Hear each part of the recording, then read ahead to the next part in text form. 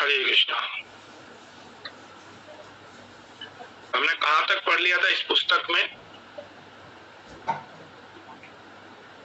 किसी को याद है?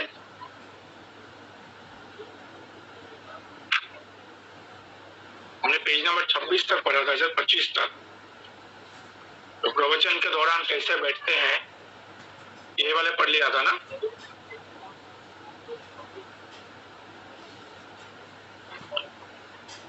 और उत्कंठा होनी चाहिए। उत्कंठा मतलब उत्कंठा मतलब अपने कंठ जो है ऐसे करके आगे की तरफ करके, जब हम प्रवचन में बैठे अपना कंठ जो है ऐसे करके बैठना चाहिए। उत्कंठा, उत्कंठ, कंठ को आगे की तरफ करके, ठीक है। तो उत्कंठा होनी चाहिए, ऐसे बैठना चाहिए और शांत होकर बैठना चाहिए ताकि प्रवचन जो करता है उनको दिक्कत ना हो। नहीं तो अगर आप हिल डुलेंगे वो करेंगे तो जो लोग बैठते हैं कक्षा में उनकी दृष्टि आपकी तरफ जाएगी, प्रवचन में बाधा होती है। सचिवती प्रभु जो प्रवचन करते रहते हैं तो कोई अगर वहां पर भोग के लिए वो चादर पकड़ने के लिए जाएंगे, सबका ध्यान उधर जाता है। तो रोज ही बोलते हैं कि हाँ ये तो रोज ही बैठते हैं ऐसे, वो देखना जरूरी है। इसीलिए ऐसे प्रवचन के बीच में उठना बैठना नहीं चाहिए, तो उधर घुमान करना नहीं चाहिए। कोई भी श्लोक का उच्चारण जैसे अपने जो व्यासासन में बैठा है वो जैसे करते हैं उसी लय में हमें भी करना चाहिए, ठीक है। और कक्षा से संबंधित प्रश्न पहले पूछना चाहिए। अगर उसके संबंध में नहीं है, उससे अलग कुछ पूछना है तो बाद में, पहले कक्षा से संबंधित प्रश्न हो जाए इसके बाद में पूछ सकते हैं, ठीक है। ये शिष्टाचार ही कहती है, ठीक है। और जब श्लोक बोला जाता है मंदिर में तो पहले वरिष्ठ वैष्णवों को श्लोक बोलने दे, ठीक है। मान लीजिए कोई प्रवचन कर रहा हो, मान लीजिए मैं ही प्रवचन कर रहा हूँ सेंटर में, तो मैंने श्लोक पढ़ लिया। इसके बाद जब मैं बोलूंगा प्रभु जी बोलिए, तो पहले देखना चाहिए कि सचिवती को अवेलेबल है कि नहीं। अगर वो अवेलेबल है या जयमादेव को अवेलेबल है तो पहले उनको बोलने के लिए बोलना चाहिए, बाद में बाकियों को, ठीक है।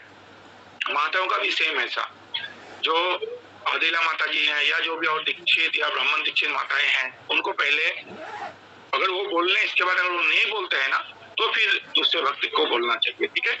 ये शिष्टाचार है, ये सब प्रवचन के दौरान। फिर है आज 26 नंबर पेज में आरती, ठीक है। तो आरती के विषय में कोई पढ़ेंगे? देखिए तो पढ़िए तो। हरे कृष्णा प्रभु जी। आरती, आरती को निरंजन भी कहते हैं। इस प्रकार की शुभ वस्तुएं भगवान को अर्पित करने से अशुभ प्रभाव नष्ट हो जाता है। हम जो भी अर्पित करते हैं वे सभी पदार्थ भौतिक पदार्थ का शुद्ध रूप में होते हैं तथा वे इंद्रिय विषयों का प्रतिनिधित्व करते हैं। इस प्रकार आरती की संपूर्ण विधि शुभकारी होती है। दिन की पहली आरती मंगल आरती में सम्मिलित होना विशेष रूप से शुभ माना जाता है। 17वीं शताब्दी के मध्य में अवतीर्ण हुए श्रील विश्वनाथ चक्रवर्ती ठाकुर कृष्ण भावना की गुरु शिष्य परंपरा के महत्वपूर्ण आचार्य हैं। उनका कथन है, जो कोई भी ब्रह्म मुहूर्त के समय श्री गुरु के प्रति समर्पित सुंदर प्रार्थनाओं का गायन सावधानी पूर्वक उच्च स्वर में गान करता है, उसे मृत्यु के समय वृंदावन नाथ भगवान श्री कृष्ण के चरणों के प्रति प्रत्यक्ष सेवा का अवसर प्राप्त होता है। हरे कृष्ण। धन्यवाद, ठीक है। तो आरती को क्या कहा जाए? निरंजन कहा जाता है।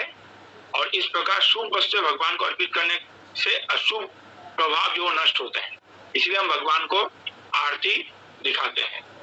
और ये सब जो है सारे भौतिक वस्तु है, और ये जो है ये इंद्रिय विषयों की प्रतिनिधित्व करता है। जैसे हम धूप दिखाते हैं, दीप दिखाते हैं, ये सब जो पंचभूत नहीं है, पंचमहाभूत जो है, पृथ्वी जल अग्नि वायु आकाश, ठीक है, या फिर स्पर्श इंद्रिया, ये सब ये इंद्रिय का विषय है। देखिए आप सब कुछ को हम भी ये सब भगवान को दिखा रहे हैं, हम भी इसको वो यूज कर सकते हैं। तो हमारे विषय इंद्रियों के विषय है सारे, ठीक है।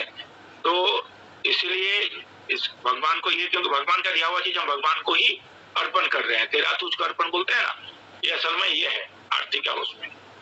तो ये जो आरती का वो है, ये शुभकारी है इसका।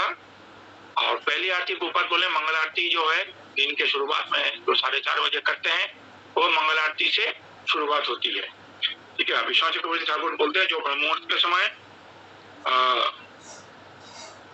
ये प्रार्थना के समय साधना जो उच्चतर गान करता है, यानी कि मंगल आरती जो करते हैं ना ब्रह्म मुहूर्त में, वो भगवान कृष्ण के चरणों के प्रति प्रत्यक्ष सेवा का अवसर प्राप्त होता है। ये जो गुरुवाष्टकम है ना, हम लोग गाते हैं, संसार दावानल लोग जो गाते हैं ना, उसके हम तो यश प्रसाद भगवत प्रसाद ये वाला तक गाते हैं ना।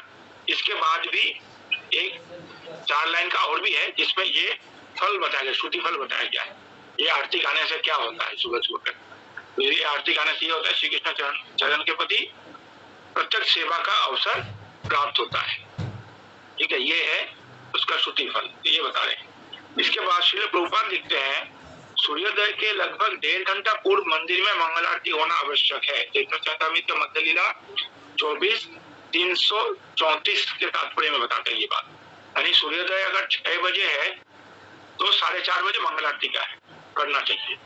और ये हमारे अभी क्या है ना, ऑलमोस्ट हर जगह इस्कॉन में स्टैंडर्ड 4:30 बजे ही होता है।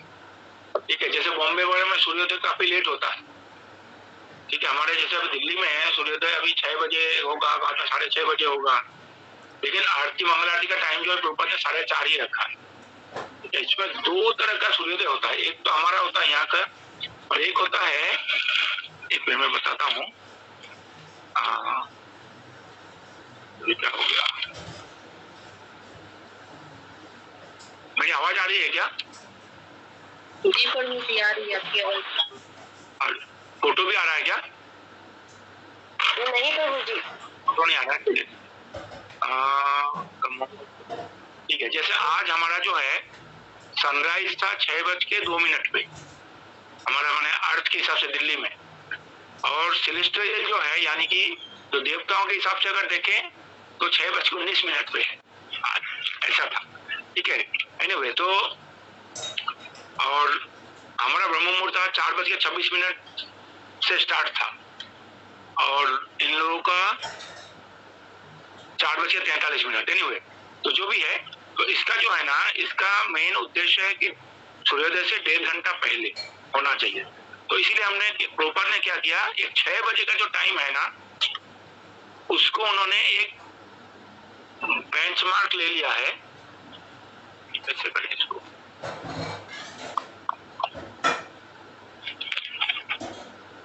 आवाज आ रही है लेकिन मैं नहीं आ रहा हूं ना। हाँ, मिल गया बताऊंगा।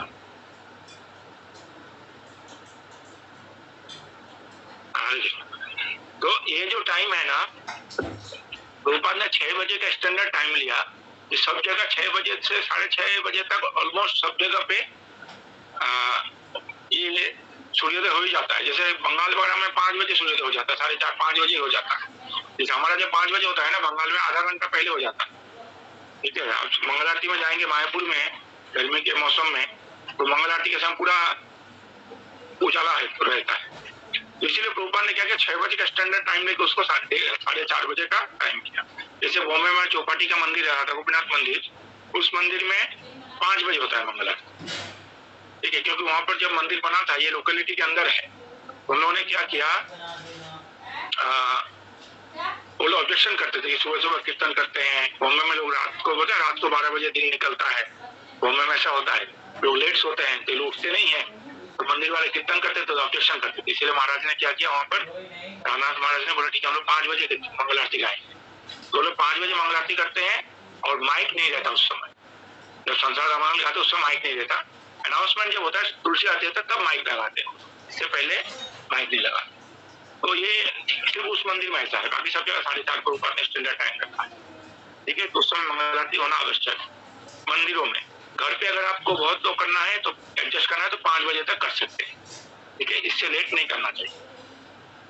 पिछले प्रभुपाद भक्ति स्वामी सिंधु में आरती के दर्शन करने की विधि के लाभ पर बल देते हैं। भक्ति स्वामी सिंधु जो पुस्तक है उसमें स्कंद पुराण से कोट करते हुए प्रभुपाद लिखते हैं कि जो कोई भी व्यक्ति भगवान के आरती के जब होता रहता है उसमें भगवान के मुखमंडल में दर्शन करता है, उसको करोड़ों जन्मों के पाप उसके नष्ट हो जाते हैं।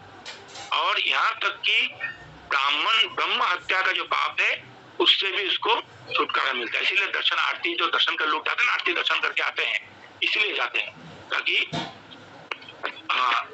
ये इसीलिए सिस्टम है कि आरती दर्शन करना। आरती दर्शन के समय जब पुजारी आरती कर रहा हो, आपका चेहरा जो है, आप जो है भगवान के मुखमंडल के तरफ देखते रहिए उसको, ठीक है।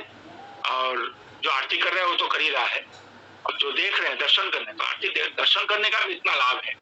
इसलिए मंगल आरती सुबह जो माता जी करते हैं, आदिला माता जी जो करा रही है ना ऑनलाइन, तो जो लोग आरती कर रहे हैं वो लोग, कुछ लोग हैं जो केवल दर्शन करते रहते हैं, ठीक है, तो उसमें भी फायदा है, उसमें बहुत लाभ मिलता है। इसलिए आरती का दर्शन करना ये है, ये सब सदाचार में है। वैष्णव सदाचार में इसलिए आता है क्योंकि आचरण में ये सब लाना है, आरती करना, आरती दर्शन करना, तो मंगल आरती करना, सब आरती को वैष्णव सदाचार में लाया गया, अपना आचरण में लाना। इसके बाद है महाप्रसाद अथवा निर्माल्य स्वीकार करना। निर्माल्य अर्थात पूजा के समय भगवान पर अर्पित की गई वस्तुएं जैसे हार, फूल, चंदन, चरणामृत, घी का दीपक, तुलसी पत्र इत्यादि, पूजा होने के पश्चात भक्तों द्वारा इन वस्तुओं को स्वीकार करके आंखों एवं मस्तक पर स्पर्श करते हुए तथा उनकी स्तुति करते हुए जय महाप्रसाद का उद्घोषण करना चाहिए, उद्घोष करना चाहिए। जैसे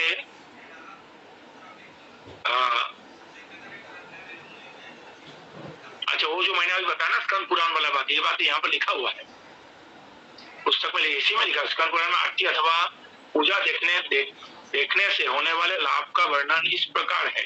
यदि कोई भगवान की आरती की करते समय उनके मुखमंडल को निहारता है तो लाखों वर्षों के संचित पाप कर्मों से मुक्त हो जाता है। इतना ही नहीं, अपितु वो ब्रह्म हत्या जैसे पापों से भक्ति स्वामी तो अध्याय 9, मैंने ये देखा नहीं था यहाँ पर है बोल के, तो मैंने अभी देखा, पर इस नेक्स्ट पेज में दिया ना पहने में, तो ही चीज है, ठीक है। हाँ, तो बोलने की जो आरती करते हैं, आरती करने के बाद देखेंगे आपके पास आरती लेकर प्लेट लेकर आते हैं, वो आरती का में ऐसे आंखों में मस्तक में वो करके लगाना चाहिए। फूल लेके आते उसको सूंघना चाहिए, वो करना चाहिए। कोई प्रसादी माला देते हैं, जैसे आप देखेंगे जब ऐसा पे कोई बैठा होता है, जो माला उनको अर्पण किया जाता है, वो तुरंत माला को लेके अपने आंख में लगाते हैं ना, तो ये सब करना चाहिए। ये सब स्पर्श करते हुए उनकी स्तुति करिए, जो तुलसी पत्र देंगे, दीपक देंगे, कुछ भी चरणामृत देंगे, उसको ऐसे प्रणाम करके फिर ग्रहण करना चाहिए। और एक और जैसे चरणामृत देने के बाद कई लोग को मैं देखता हूँ चरणामृत ग्रहण करके फिर माथे में ऐसे पोंछते हैं, तो ऐसा कोई कभी सीनियर भक्त भी करते हैं, और करना ऐसा नहीं चाहिए। पहले चरणामृत को प्रणाम करिए फिर ग्रहण करिए। अगर हमारा जो होंठ टच हो गया तो हाथ हमारा जूठा हो गया ना, हमारा टच हुआ ना, तो इसीलिए हमें, ठीक है, चरणामृत को पहले प्रणाम करके फिर ग्रहण करिए।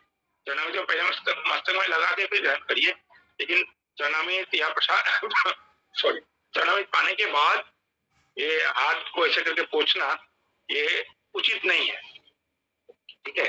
प्रसाद पाने के बाद हाथ को धोना चाहिए, प्रसाद पाने के बाद हाथ को धोना चाहिए। आप लोग प्रयास करिए दोनों हाथों से मत खाइए।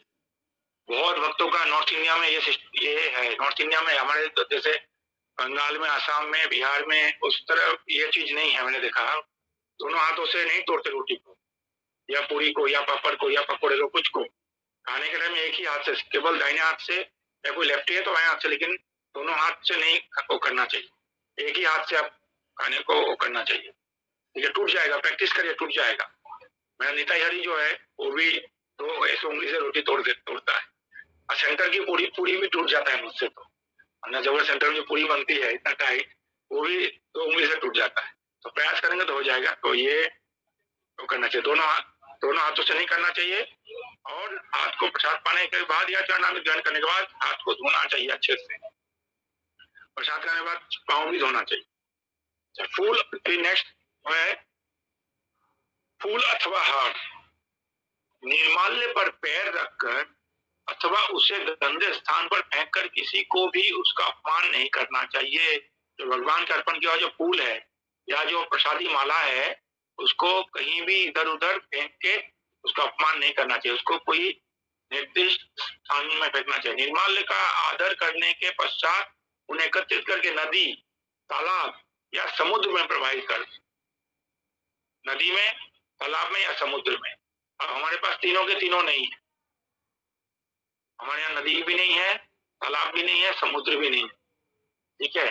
अभी दिल्ली में नदी है लेकिन नदी यमुना जी में नहीं फेंक सकते, उस पर तार का वो लगा था कि लोग फेंके ना, क्योंकि लोग अगर केवल माला फेंकते कोई दिक्कत नहीं था, माला के साथ साथ क्या होता है ना, लोग पन्नी भी फेंक देते हैं और भी कूड़ा कचरा फेंक देते हैं, इसलिए उसको लगाया। क्योंकि अगर माला फूल जो है ये तो गल जाएगा, कोई दिक्कत नहीं है, लेकिन बाकी जो है उसका वो, इसलिए एक ऑप्शन और है, कोई अगर अपना बगीचा है, गार्डन है, उसमें एक गड्ढा कर लीजिए, उसमें डालते रहिए, और जब वो भर जाए उसमें मिट्टी डाल के कोई सा भी पौधा लगा दिया, पौधा बहुत अच्छा खिले फूलेगा वहां, तो उसको खाद मिलेगा, जैविक खाद मिलेगा, ये कर सकते हैं। तो हम भी अपने घर में जो होता है ना, वो भी कोशिश करते हैं कि मंदिर के पास एक वट वृक्ष है, उसके नीचे सब डालते हैं, तो मैं भी जाके डालता हूँ। तो मैंने देखा बाद में उसमें कि उसको क्या होता है पता है, उसको क्या करते हैं, एमसीडी वाले गाड़ी आती है ना, कूड़े वाली गाड़ी, वो लोग उसी गाड़ी में डाल के फिर लेते हैं, ठीक है। तो उसके बाद अभी कुछ महीनों पहले मैंने देखा ये, इसीलिए मैं कह रहा था हमारे मित्रों साइड में जो खा भी तो खेत भी सारे भरते जा रहे हैं, उधर कुछ खाली खेत था उसमें जाके मैं डाल के आता, अब तो उधर भी भर रहा है। तो शहर वासियों के बाद दिक्कत है ये, लेकिन ऐसा करना चाहिए ताकि ये पाँव के स्पर्श ना हो। महाप्रसाद रूपी हार का मस्तक में स्पर्श करके गले में पहनकर अथवा सुगंध लेकर भक्त आदर करते हैं। आदर वो है ना, माला जैसे कोई सीनियर देते हैं, उसको पहन लेना चाहिए, सुगंध एक सुनना चाहिए।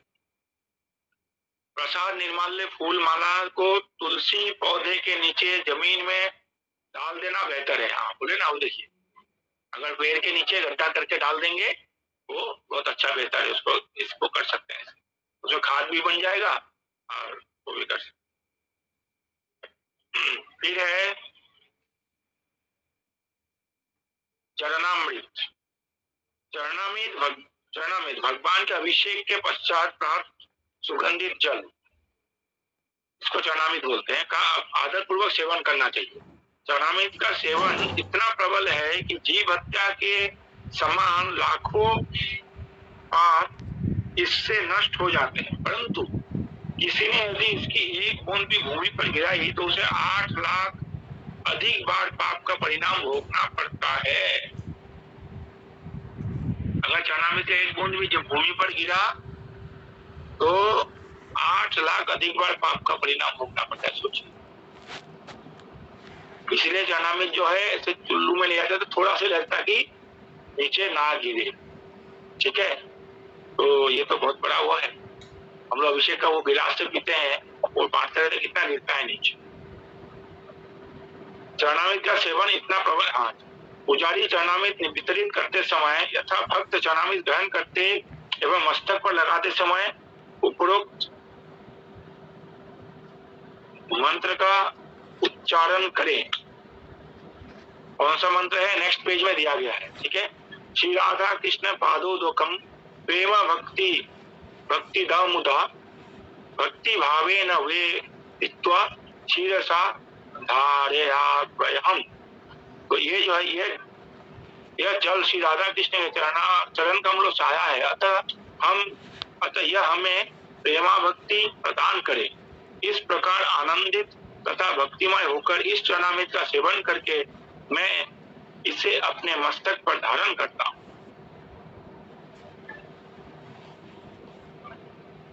ठीक है, ये जो है ये आजकल चरणामृत एक मंत्र और है, लोग बोलते हैं, उसमें कुछ तो है अकाल मृत्यु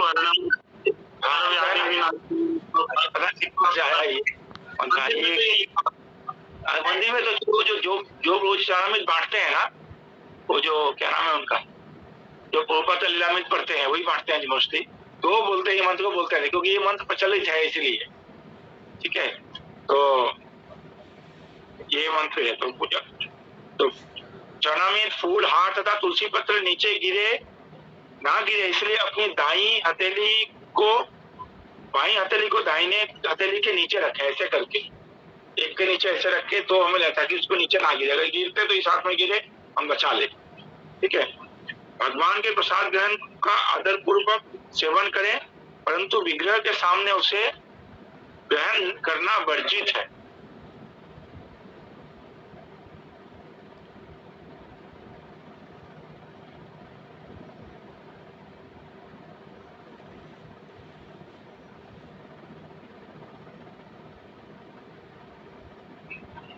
ठीक है, इसमें से किसी का कोई प्रश्न है तो पूछिए अभी तक। आरती, महाप्रसाद, निर्माल्य, फूल और चरणामृत, इसके विषय में किसी का कोई प्रश्न है तो पूछिए। बबीता जांगड़ा माता जी ने हैंड रेज किया। हाँ पूछिए ना। हरे कृष्ण। प्रणाम प्रभु जी। मेरा थोड़ा सा अभी तक आपने जो बताया उसमें से 3 थोड़ा सा मेरी जिज्ञासा प्रभु जी, क्या हम पूछ सकते हो प्रभु जी?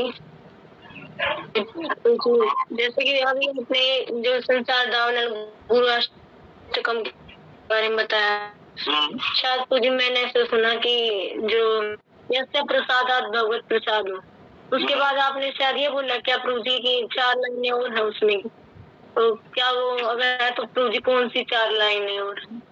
अच्छा वो मैं भेज दूंगा। हाँ शायद हमारा जो ये वैष्णव गीति जो पुस्तक है उसमें ये होना चाहिए। यहाँ पर मेरे पास अभी है नहीं, उधर होगा। उसमें जो है ना सरदार में दिया हुआ है, बाकी लास्ट के जो लाइन है इससे मेरे पास भी है।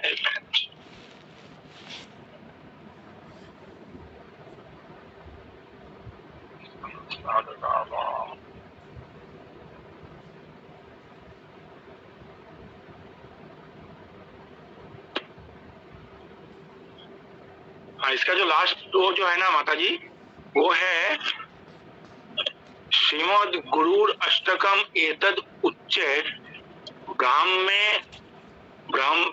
मुहूर्ते पठति प्रयातनाथ यस्तेन वृंदावननाथ साक्षात सेवया लाभ जुषन्नता एव। ये लास्ट में ये 9 नंबर वो है। ठीक है, तो इसको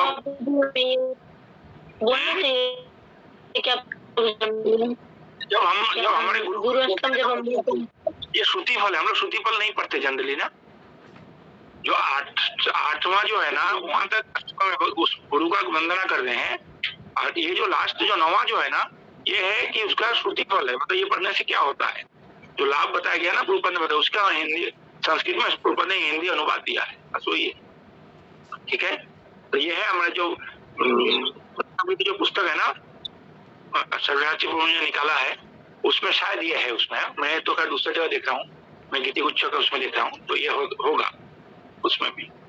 जी दूसरा मेरा प्रश्न तो जी यही है कि जैसे आपने अभी बताया ना कि हमें दोनों हाथों से प्रसाद को ग्रहण नहीं करना चाहिए, तो प्रभु जी क्या है इसके पीछे क्या कारण है कि हमें जो दोनों हाथों से प्रसाद को ग्रहण नहीं करना चाहिए?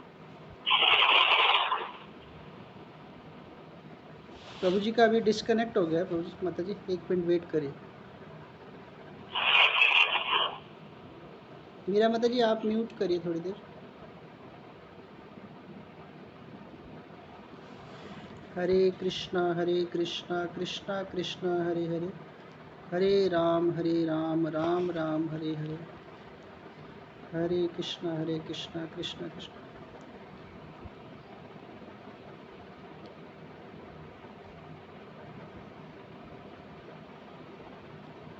हरे कृष्णा बबीता माता जी। हरे कृष्णा बबीता माता जी। मैं लीव हो गया था क्या? हाँ जी प्रभु जी। हाँ और पूछिए।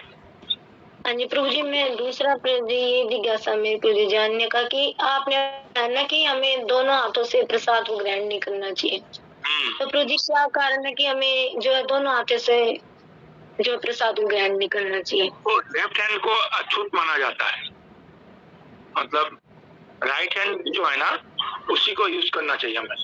शास्त्र में कुछ भी होता है, जब भगवान को फूल अर्पण करते हैं या कुछ वो करते हैं तो उसमें राइट हैंड से ही करते हैं ना, तो राइट हैंड को शुद्ध माना गया है। बाम को हमेशा बाम को बाम ही माना जाता है। बाम कुछ भी होता है उसको बोलते हैं, जैसे बोलता है वामपंथी ठीक है, तो उसको अच्छा नहीं माना जाता है। जी और प्रभु जी तीसरा ये प्रभु जी की जैसे अभी आपने बताया कि ना इसमें जो आया है कि चरणामृत को जो है एक बूंद भी जो अगर नीचे जमीन पर गिरता है तो उससे जो है इतना उसका हुआ कि जीवत्ता के समान जो है अगर हम इसको पाते हैं तो जो है इसका पाप नष्ट होते हैं, लेकिन अगर इसकी एक बूंद भी जो भूमि पर गिराई जाए तो 8 लाख अधिक बार पाप का परिणाम भोगना पड़ता है। लेकिन प्रभु जी जैसे मंदिर में है, प्रभु जी जब चरणामृत वितरण करते हैं तो प्रभु जी वहाँ पे तो बहुत सारा चरणामृत वैसे ही जो है बिखर जाता, तो क्या प्रभु जी वो भी क्या पाप में काउंट होता है प्रभु जी? हाँ वही तो मुझे भी लग रहा है, पाप काउंट तो होगा, इसीलिए इसको नहीं बिखारना चाहिए। तो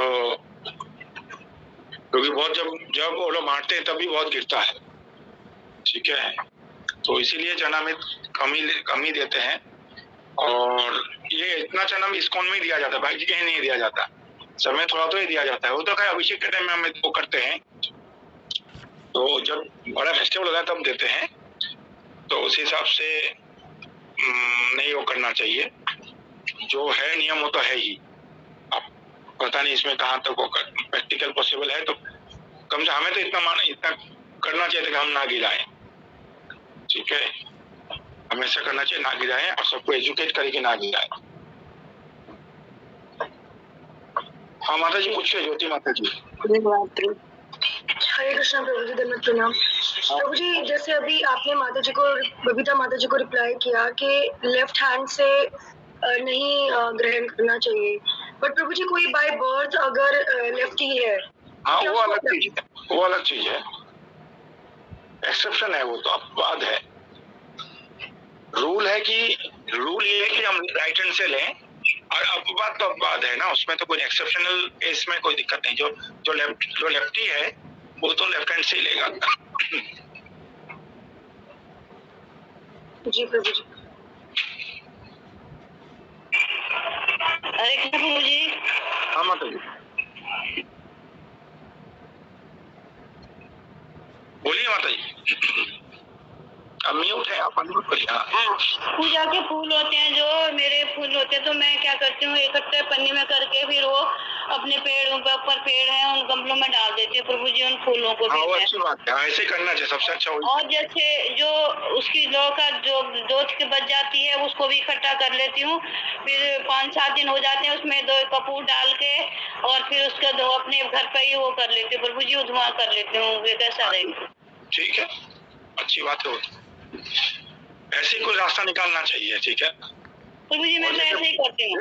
हाँ, जैसे पुराने कैलेंडर होते हैं घर में, पुराने फोटो बहुत साल हो जाते हैं, ठीक है, उसको क्या करना चाहिए, उसको भी ऐसे जैसे जल में प्रवाह करना चाहिए, या मतलब पंचभूत में वो विलीन करना चाहिए। जैसे या तो जल में प्रवाह करिए, या मिट्टी को होकर के उसमें समाधित कर दीजिए फोटो को, या फिर अग्नि जलता हुआ उसमें डाल सकते हैं। अब फोटो को जला नहीं सकते, बाप रे ये तो लगा दे उसको धोखा रहा। अब उसको जला नहीं सकते, फोटो को जला नहीं चाहिए, लेकिन क्या करते हैं अगर मतलब अग्नि जल रही हो ना उसमें फोटो को डाल सकते हैं।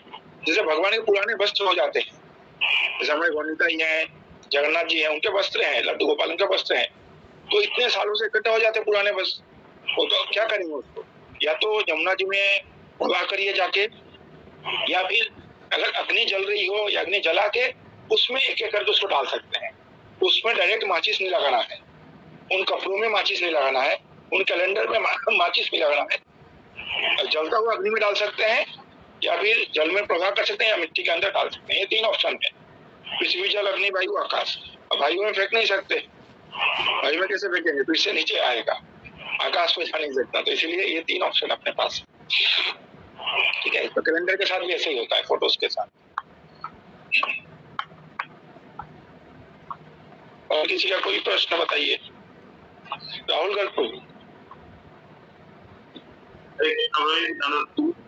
आपने जैसे बताया ना कि उल्टे हाथ से प्रसाद नहीं पाना चाहिए, ऐसे को भी भागवतम के अंदर एक तात्पर्य में प्रभुपाद जी ने लिखा है, जैसे उन्होंने किसी मतलब पुराण से कोट किया हुआ है कि अर्चा विग्रहों की जैसे स्नान आदि करवा रहे हैं, आप भगवान को वस्त्र आदि बनाते हैं, तो उसके अंदर भी उल्टे हाथ का प्रयोग नहीं करना चाहिए। तो खाली एक हाथ से हम कैसे भगवान को मतलब नहीं, ऐसा कौन सा तात्पर्य में लिखा है? नहीं, भगवान को जब आरती करें या उस समय नहीं करना चाहिए, लेकिन जब भगवान को वो करेंगे, अभिषेक करेंगे या कपड़े पहनाएंगे, तब तो दोनों हाथ के यूज करना ही चाहिए उस समय। वही है ना, उल्टे एक हाथ से तो संभव ही नहीं। एग्जैक्टली बता सकते हैं कौन सा तात्पर्य था? सातवें स्कंद के अंदर जो प्रहलाद महाराज अपने दो मित्रों को कहते हैं ना, अर्चना भक्ति के बारे में। अच्छा, ठीक है, मैं तो इसको देखूंगा, इसको आप नोट पे अभी देख ही लेता हूँ। अर्चन में बताते हैं। हाँ, अर्चन रुकिए, मैं देख ही लेता हूँ अभी ना, क्योंकि इसको क्लास के अंदर ना रखें, से डिस्कशन रखेंगे ना तो अच्छा रहेगा, जैसे ये सब बातें निकल के आएगी। हाँ,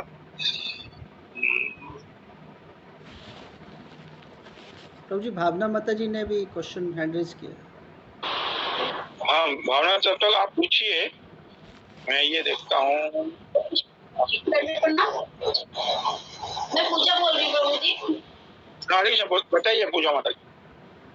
प्रभु जी, घर में अग्नि जला के हम कर सकते हैं, जैसे पोशाक को और ये सबको। हाँ, अग्नि जला के अग्नि में डालिए उसको, ठीक है? उसको डायरेक्टली मत जलाइए, अग्नि जला के अग्नि में डालिए। अपने घर में कर सकते हैं, ठीक है धन्यवाद प्रभु जी।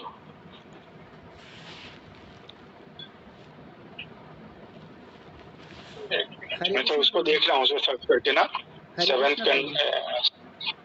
कैंटो में ना प्रहलाद महाराज का जो, हाँ, left hand and realized by using it. प्रभु जी, मेरा जो प्रश्न है तो पिछली क्लास से है प्रभु जी, हाँ, बताइए, पूछिए। प्रभु जी, जैसे आपने बोला था कि जैसे हम मंदिर में जब जाते हैं तो हमें स्नान करके जाना चाहिए, अपने वस्त्रों को भी बिल्कुल साफ, मतलब साफ हुए वस्त्र पहनने चाहिए, लेकिन कभी कभी हम ऐसे स्थान पे जाते हैं जहाँ पे हम अपने फ़ोन को भी ले जाते हैं, जैसे शौचालय में भी कभी कभी कुछ भक्त लोग फ़ोन को भी ले जाते हैं, उस फ़ोन को फिर हम मंदिर में भी सामने ले जाते हैं। उस फ़ोन को नहीं लेकर जाना चाहिए, कायदे से डीटी रूम में नहीं जाना चाहिए, डीटी रूम में नहीं जाना चाहिए। जो मिल गया तो ऑफर ओबिशन विद वन हैंड,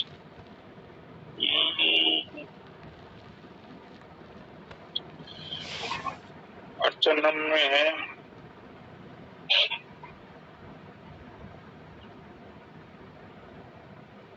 हाँ प्रभु जी, उसमें जो आप राहुल प्रभु अर्चनम वाले में जो लिखा है ना प्रभुपाद ने, हरे कृष्णा राहुल प्रभु, हाँ, अर्चनम का जो लिखा है ना प्रभुपाद ने लिखा है to touch the deity with the left hand while bathing the deity, यानी कि जब भगवान को स्नान कराते हैं ना, उस समय लेफ्ट हैंड से नहीं धोना चाहिए। अभी जैसे हमने अभिषेक किया ना भगवान का, तो लड्डू गोपाल का आपने देखा होगा, सब लोग हम लोग राइट हैंड से भगवान को कर रहे थे, तो अभिषेक जैसे टच कर रहे थे, राइट हैंड से टच कर रहे थे, उस समय लेफ्ट हैंड में नहीं करना चाहिए, ठीक है? और उसके लिए उनको भगवान को कपड़े पहनाने के लिए जो है ना, उसमें नहीं लिखा है लेफ्ट हैंड के बारे में कुछ, तो मैं देख रहा हूँ उसका, मैंने निकाल लिया। ये वही बोले सबसे लंबा जो तात्पर्य है, 5वें स्कंद का 5वें अध्याय का 23-24 श्लोक, ठीक है, उसके तात्पर्य में। हरे कृष्ण प्रभु जी। प्रभु जी मेरे को पता नहीं क्या हो रहा है, आजकल कई दिन हो गए, और गुरु महाराज को तो बहुत जब से उनकी डेथ हुई, पहले भी देखती थी, 2-3 बार पहले भी देखे और उसके बाद भी देखे गुरु महाराज, और उनके साथ में और सदगुरु प्रभु जी को भी देखती हूँ, और मैं भी रहती हूँ, आदिला माता जी भी रहती है, एक बच्ची भी साथ में रहती। प्रभु जी, ये क्या चक्कर है मेरे साथ? ठीक है, और आने दीजिए ना, कोई नहीं।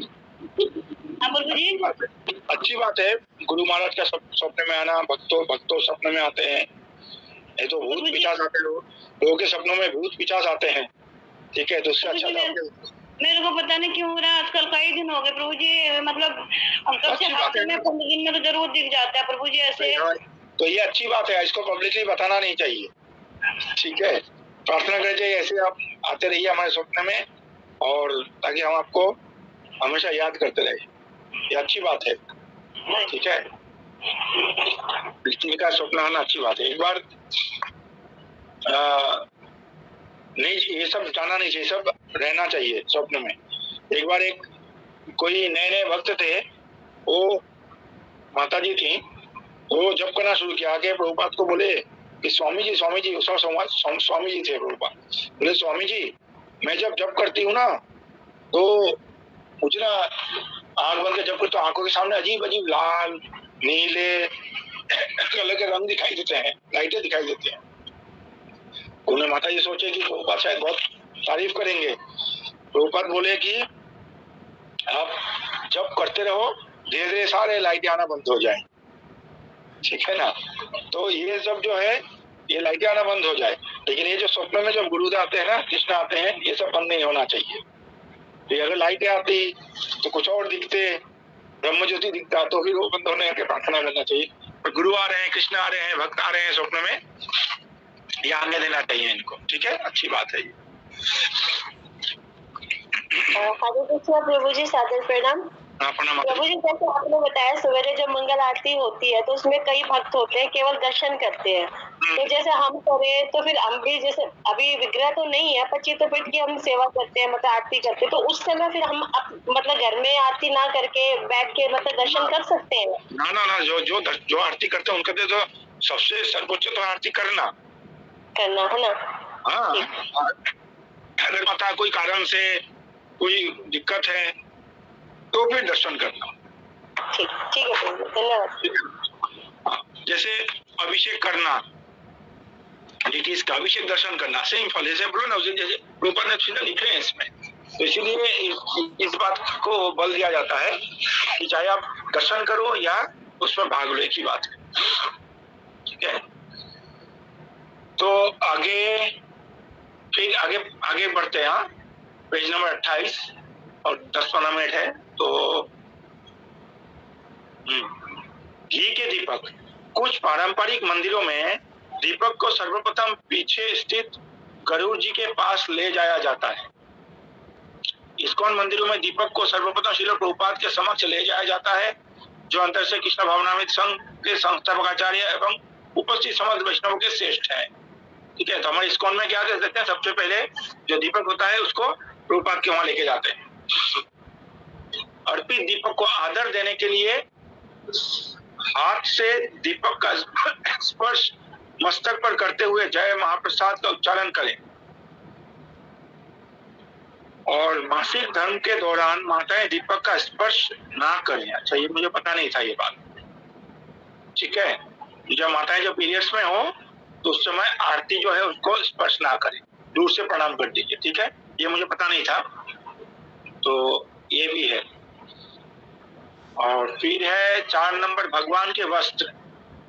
भगवान के वस्त्र भी निर्माल्य ही है, जो भगवान के वस्त्र वो भी निर्माल्य है। उसका प्रसाद के रूप में आदरपूर्वक वितरण किया जा सकता है। कई लोग पंजाबी बाग में ना निर्माल्य काउंटर लगता है, पंजाबी बाग मंदिर में एक माता जी हैं, प्रभु जी हैं, नाम भूल रहा हूं मैं माता जी का, तो वो माता जी और प्रभु जी जो है काउंटर लगाते हैं हर शनिवार को शाम को, शनिवार शाम को माता जी काउंटर लगाते हैं। तो उसमें जो मंदिर में जो भगवान के जो ड्रेसेस होते हैं, जो पहनते हैं भगवान, उन ड्रेसेस को वो क्या करते हैं, वहां पर सेल करते हैं। और भक्त तो खरीद के ले जाते हैं, अपने घर में रखते हैं, कोई अपने तिजोरी में रखता है, कोई अपने घर में रखता है। तो ये सब मंगल कार्य को भगवान के ऑफर किया हुआ वस्त्र है, निर्माल्य है।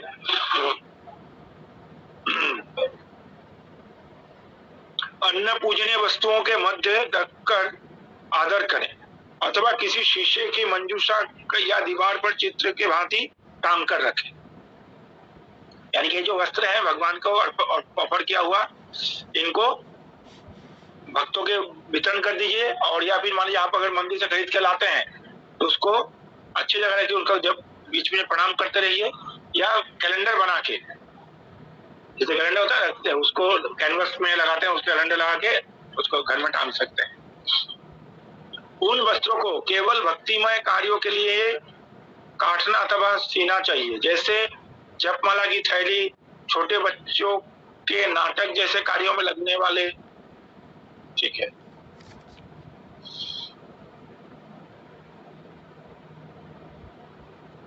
यानी कि जब का झोली बना सकते हैं नाटक में, रेगुलर यूज के लिए नहीं, क्योंकि भगवान का यूज किया हुआ है ना, इसलिए रेगुलर यूज के लिए नहीं कर सकते।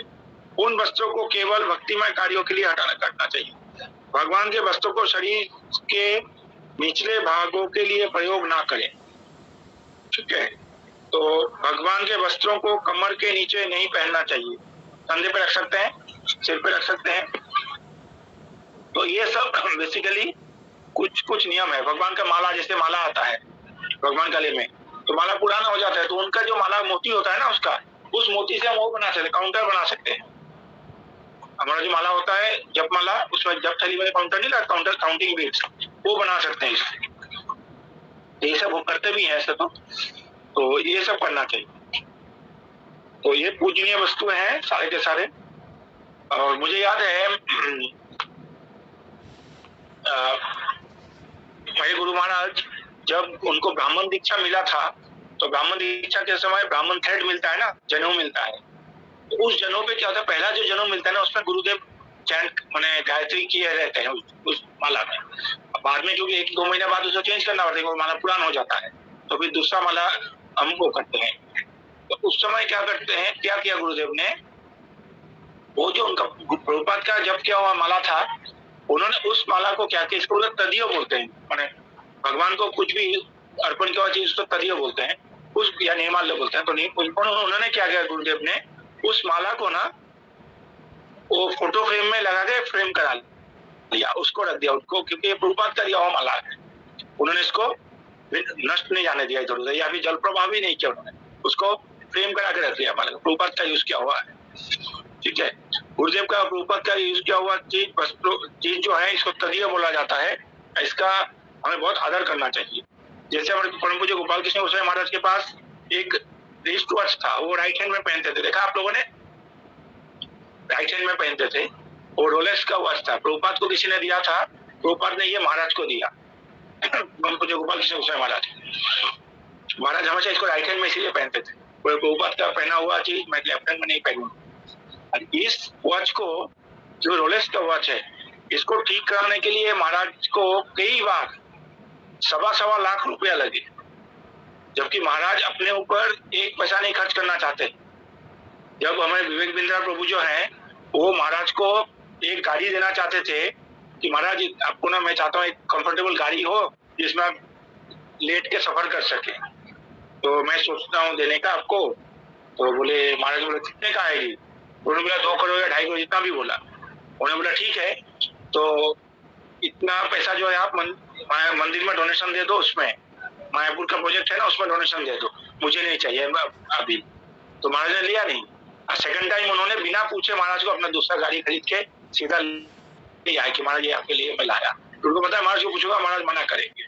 ठीक है, जो महाराज अपने कंफर्ट के लिए कुछ 1 पैसा अपने ऊपर नहीं लगाते थे, महाराज का हमने ऐसे भी सुना है,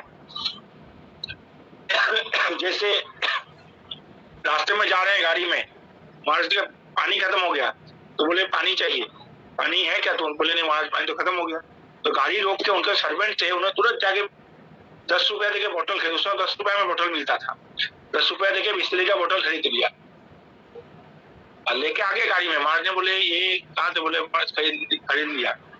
बोले क्यों खरीदा? कोई कितना लगा? 10 रुपया। उन्हें इसको वापस लेके आओ। महाराज ने पानी नहीं पिया, वो 10 रुपया जाके ताकि उन्होंने वापस दिया, फिर 10 रुपया लेके आए। फिर अगला जब गए, महाराज ने कहीं पर ट्यूबवेल था, उसमें से महाराज ने जल पिया। ठीक है, तो जो महाराज अपने ऊपर 10 रुपए का पानी नहीं पीते थे, उन महाराज ने क्या किया, प्रभुपाद का रोलेक्स वॉच जो है, प्रभुपाद का दिया हुआ है, उसको उन्होंने 1.25 लाख रुपए में ठीक कराया था, क्योंकि उसको कहाँ तो भेजना पड़ा किस जगह पे, फिर उसका वो ठीक हो गया। और इसी वॉच को अभी इनको दिया, क्या नाम है, वेद प्रकाश, ये जो अपने वेद व्यास प्रभु को। ठीक है, तो ये है, इसको तदीय बोलते हैं, गुरु भगवान का या गुरु को अर्पण किया हुआ वस्तु। जैसे हमारे गुरु महाराज का, मेरे गुरु महाराज का है, प्रभुपाद का दांत है, तो प्रभुपाद सेक्रेटरी थे ना, तो उनके प्रभुपाद के बाद दांत गिर गया, दोनों दांत को संभाल के रख दिया। बाद में क्या किया उन्होंने, उसका ताबीज बना के हमेशा गले में पहनते थे, ताबीज बना के, जैसे नरसिंह कवच पहनते ना, ऐसे कवच बना के वो ऊपर का दांत था उसको। तो जब मैंने उनसे पहली बार देखा ना, तो ताबीज पहने हुए, और मुझे बचपन से मेरे पिताजी का होता, हम लोग अंगूठी ताबीज कभी पहने नहीं हम। तो मैंने देखा तो मुझे लगा कि इतने बड़े वैष्णव हैं, तो ये ताबीज क्यों पहना है? तो पर मैंने पूछा नहीं, उस समय नया नया था बिल्कुल। तो बोला ताबीज क्यों पहना हूँ, तो मैंने पूछा भी नहीं था। और हम लोग ना रोज गंगा स्नान में जाते थे मायापुर में, जीवीसी मीटिंग होता था, जीवीसी मीटिंग से 1 बजे गुरुदेव आते थे, नीचे उतरते थे, फिर वहां से हम लोग गंगा स्नान जाते, इकट्ठे गुरुदेव के साथ हम लोग लगातार 10 दिन तक गंगा स्नान किया रोज। तो गंगा स्नान गए, तो एक दिन गुरुदेव ना अच्छा स्नान करके जब आए ना, तो एक दिन खुद ही बोले इधर आओ, सबको बुलाए हम लोगों को, हम तो सब गए सामने, बोले एक चीज दिखाता हूँ, और आप ना किसी को बताना नहीं ये चीज, प्रॉमिस करो, नहीं तो अगर बताओगे तो मेरे जो गुरु भाई लोग हैं मुझसे चिढ़ेंगे, फिर ईर्ष्या करेंगे, तो पता नहीं क्या है। तो सारे उनके रिश्तेदार हम लोग थे, उन्होंने इसको ताबीज को निकाला, उसको ऐसे ऐसे करके खोला, पेंच लगा रहता ना, उसको खोला, उसको कुछ दिख रहा है कुछ तो दिख रहा है, क्या है कुछ था, मैंने व्हाइट, मैंने क्या एक व्हाइट पीला सा कुछ दिख रहा था, ऐसे देखा। तो उन्होंने बाद में इसको करके दिखाया कि ये प्रभुपाद का दांत है। बोले मैंने प्रभुपाद का दांत जो गिर गया था वो मैंने रखा, ये मैं हमेशा पहनता हूँ, तो प्रभुपाद का दांत हमेशा पहनते। तो इसलिए गुरु का और भगवान को अर्पण किया हुआ चीज जो है गुरु का तदीय है। ये जैसे उन्होंने ये अपने विल में लिख के गए थे, गुरुदेव विल में लिख के गए थे कि मेरा जो समाधि हो, तो मैं क्योंकि सन्यासी हूँ तो मैं चाहूंगा मेरा समाधि हो, और जब मेरा समाधि हो तो ऐसे लिखा था उन्होंने विल में कि मैं चाहूंगा मैं अगर दुनिया में कहीं भी किसी कोने में मेरा अपना शरीर छूटे तो मुझे मेरा समाधि जो है वो गोवर्धन में हो। उन्होंने ऐसे लिखा था गोवर्धन में हो, बशर्ते अगर मैं मायापुर मंडल में मैं शरीर छोड़ूं तो मायापुर में ही हूँ। पर उन्होंने मायापुर मंडल में ही उन्होंने शरीर छोड़ा तो मायापुर में समाधि हुआ। और ये भी लिखा था विल में कि मैं एक कवच पहनता हूँ जिसमें श्री प्रभुपाद का दांत है, मैं चाहूंगा मुझे समाधि दिया जाए तो उसमें प्रभुपाद ये समाधि के मेरे शरीर के ऊपर ये जो ताबीज है ये भी जाए। ठीक है, नहीं कि अगर आप कोई मायापुर में आजकल जाते हैं तमाल कृष्ण गोसाई महाराज के समाधि को प्रणाम करते हैं, तो तमाल कृष्ण महाराज के समाधि तो है ही है, साथ में ये प्रभुपाद का दंत समाधि भी है। ठीक है ना, तो ये होता है तदीय का सम्मान करना, आदर करना। मैं देखो सचमुच रूप के जो भाई हैं उनको मैं देखता हूँ हर बार, चाहे मंदिर में हो चाहे यहाँ पर हो, जब भी क्लास होता है ना, क्लास के बाद जो माला रहता है ना, जैसे हम जो वक्ता है वो माला उतार के रखते हैं, वो हर बार वो घर पे लेके जाते हैं, हर बार लेके जाते हैं, हर बार एक बार भी मिस नहीं करता है, मंदिर में हो चाहे वहां पर घर कहीं भी हो या किसी हाउस प्रोग्राम, वो क्लास लेके जाते हैं, वो क्लास के बाद माला लेके अपने घर में जाते हैं, एक दिन टांगते हैं घर, बोले एक रात रहने देते हैं उसको। अच्छा पता नहीं कैसे उनके दिमाग में है पर वो करते हैं, अच्छी बात है। ये सब ना निर्माल्य को, महाप्रसाद को सम्मान देने की ये सब वो है। तो भगवान के वस्त्र को इस तरह सम्मान देना चाहिए, और उनको या फिर जल में, पृथ्वी में, अग्नि में इनको हम प्रवाह कर सकते हैं। फिर महाप्रसाद, भारत के अधिकांश मंदिरों में देखा जाता है कि दर्शन आरती के पश्चात पुजारी थोड़ा सा प्रसाद गर्भगृह से अथवा बाहर आकर सभी भक्तों को बांटते हैं। कभी कभी प्रचार की दृष्टि से नए लोगों को प्रसाद बांटा जाता है। भक्त इस उच्छिष्ट को तुरंत स्वीकार करते हैं। यदि संभव हो तो प्रसाद को भगवान के समक्ष ना खाकर मंदिर से बाहर आकर खाएं, यदि संभव हो तो बाहर आकर खाएं। लेकिन प्रसाद का नियम यह है कि प्राप्ति मात्रेण भोक्तव्य, यानी कि जब प्रसाद आए तो मिलने के साथ साथ तुरंत उसको ग्रहण कर लेना चाहिए। क्योंकि जब सार्वभौम भट्टाचार्य चैतन्य चरितामृत में ये कथन ये आता है, ये लीला, जब सार्वभौम भट्टाचार्य 7 दिन 7 रात तक चैतन्य महाप्रभु को वेदांत सूत्र का पाठ पढ़ाया, महाप्रभु कुछ नहीं बोले, चुपचाप बैठे रहे। फिर सार्वभौम भट्टाचार्य 7वें दिन बाद उनको पूछा कि सार्वभौमाचार्य ने पूछा महाप्रभु को कि ये आप तो सन्यासी हो, क्या आपको कुछ समझ में आया? मैं तो 7 दिन से इतना कुछ बोल रहा हूँ, आपने ना तो एक शब्द बोला, कभी एक प्रश्न भी नहीं किया आपने, ना कोई पूछे। अगर आप कुछ समझ गए या तो सब कुछ समझ गए या कुछ नहीं समझे, क्या है विषय बताइए। चैतन्य महाप्रभु ने बोला कि मुझे वेदांत सूत्र जो वो पूरा क्लियर है, वो मुझे पूरा समझ में आया, लेकिन आपने जो भाष्य दिया, आपने जो समझाया, वो ऐसा हो गया जैसे सूर्य को आपने ढक दिया। ठीक है, आपने सूर्य को बादल से ढक दिया ऐसा लगा। तो ऐसा बात सार्वभौम भट्टाचार्य को आज तक किसी ने बोला नहीं था। वो तो बिल्कुल हार है कि क्या हो गया उनको। तो बाद में महाप्रभु ने उनको समझाया, समझाने के बाद व्याख्या किया, फिर एक श्लोक के ऊपर चर्चा हुआ काफी देर तक। तो महाप्रभु ने कई तरह से व्याख्या किया, फिर सार्वभौमाचार्य जो है वो समझ गए, लेकिन अभी सामने सामने एक्सेप्ट नहीं कर पा रहे थे। तो बोले महाप्रभु को ठीक है हम कल फिर बैठते हैं।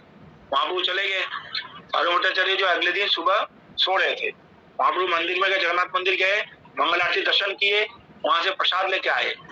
आके तब तक रात भर में जो सार्वभौमाचार्य थे उनका हृदय परिवर्तन हो गया था, वो सोए हुए थे।